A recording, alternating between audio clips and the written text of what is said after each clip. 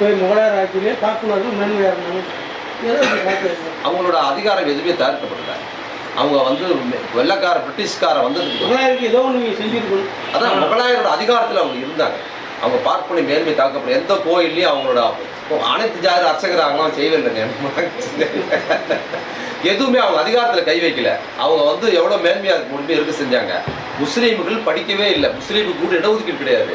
முஸ்லீம்கள் படிக்க ஆரம்பித்தது எப்படின்னா பிரிட்டிஷ் அரசு வந்ததுக்கு பிற்பாடு தான் முஸ்லீமும் படிக்க ஆரம்பிச்சாங்க. காலகட்டங்களில் ஆங்கிலேயரோட இவங்க அப்படிதான் இருந்திருக்காங்க.